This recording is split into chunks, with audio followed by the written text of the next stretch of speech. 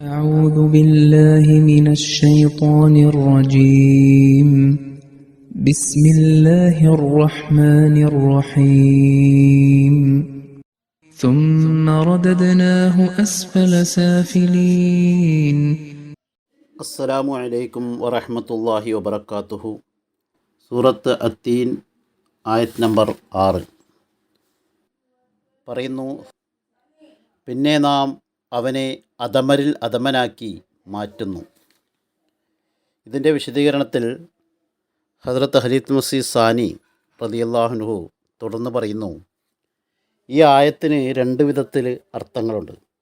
ഒരർത്ഥം ഒറ്റപ്പെട്ടതും സിംഗിളായിട്ടുള്ളതും, മറ്റൊരർത്ഥം ഇജ്തിമായി, അതായത് കൂട്ടമായിട്ടുള്ള പൊതുവായിട്ടുള്ളൊരു അർത്ഥവുമുണ്ട്. ഇതിൽ പൊതുവായിട്ടുള്ള അർത്ഥം എന്ന് പറയുന്നത്, അള്ളാഹു പറയുന്നത് ഹിദായത്ത് ആദ്യമാണ്, അതിന് ശേഷമാണ് വലാലത്ത്, അധമത ഉണ്ടാകുന്നത്.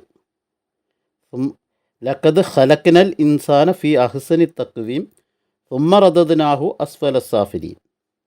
അള്ളാഹു പറയുന്നത്, ആദ്യം നാം മനുഷ്യർക്ക് വേണ്ടി ഹിദായത്തിനുള്ള മാർഗങ്ങൾ ശരിയാക്കി, ഇവിടെ സജ്ജീകരണം ചെയ്തു.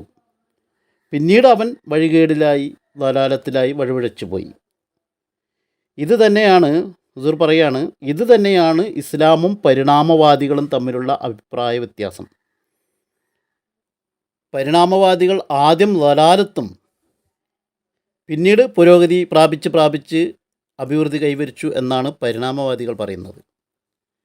എന്നാൽ വിശുദ്ധ ഖുർആൻ പറയുന്നു, ആദ്യം മനുഷ്യനെ അഹ്സനി തഖ്വീം ആയിട്ട് സൃഷ്ടിച്ചു, പിന്നീട് അവൻ അധമനായി, വലാലത്തിലായി അവസ്ഥയിലേക്ക് ആയി, വഴികേടിലായി മാറുകയാണ് ചെയ്തതെന്ന് ഖുർആൻ പറയുന്നത്. മനുഷ്യൻ്റെ ബുദ്ധി അത് എങ്ങനെയെന്നാൽ, മനുഷ്യൻ്റെ ബുദ്ധി ഹുസൂർ പറയുകയാണ്, പരിപൂർണതയിലെത്തിയപ്പോൾ അള്ളാഹു ആദമിനെ അയച്ചു. പിന്നീട് മനുഷ്യൻ വഴികേടിലായപ്പോൾ നൂഹിനെ അയച്ചു. പിന്നീട് അവൻ വഴികേടിലായപ്പോൾ മൂസ അലൈഹിസ്സലാമിനെ അയച്ചു. പിന്നെയും അവൻ വഴിപിഴച്ചപ്പോൾ മുഹമ്മദ് റസൂലുള്ളാഹി സ്വല്ലല്ലാഹു അലൈഹി വസല്ലമനെ അയച്ചു.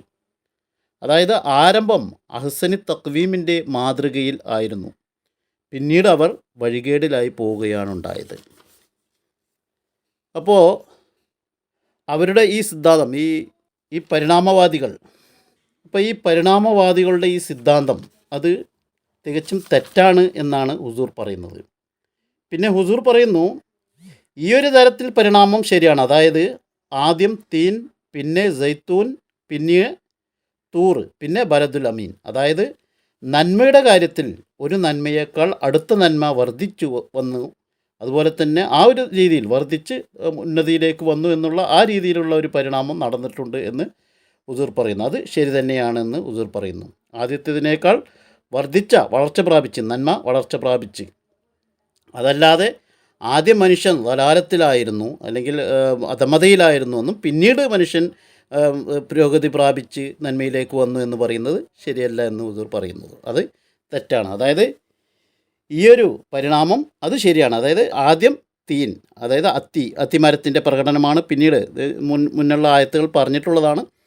പിന്നീട് സൈത്തൂൻ, അതായത് ഒലിവിൻ്റെ പ്രകടനമാണ്. അതിനുശേഷം ബലദുൽ അമീൻ. ഇത്തരത്തിൽ നന്മയുടെ കാര്യത്തിൽ പരിണാമം സംഭവിച്ചിട്ടുണ്ട് എന്ന് ഹുസൂർ പറയുന്നു. അതായത് ആദ്യത്തെ നന്മയേക്കാൾ വലുതായിരുന്നു പിന്നീട് വന്ന നന്മ. അതായത് നന്മയിൽ പടിപടിയായിട്ട് വർധനവ് വന്നു. അത്തരത്തിലുള്ള ഒരു പരിണാമ സിദ്ധാന്തം ശരിയാണ് എന്ന് ഹുസൂർ പറയുന്നു. നേരെ മറിച്ച് ആദ്യം മനുഷ്യൻ വഴികേടിലായിരുന്നു, പിന്നീട് അവൻ പുരോഗതി പ്രാപിച്ച് ഹിദായത്തിലേക്ക് വന്നു എന്നുള്ള സിദ്ധാന്തം തെറ്റാണ്. അതായത് നന്മയുടെ വളർച്ചയുടെ കാര്യത്തിൽ അതായത് പരിണാമം ഉണ്ടായിട്ടുണ്ട് എന്ന് പറയുന്നു. വാഹിറു ദഅ്വാനാ അൽഹംദുലില്ലാഹി റബ്ബിൽ ആലമീൻ.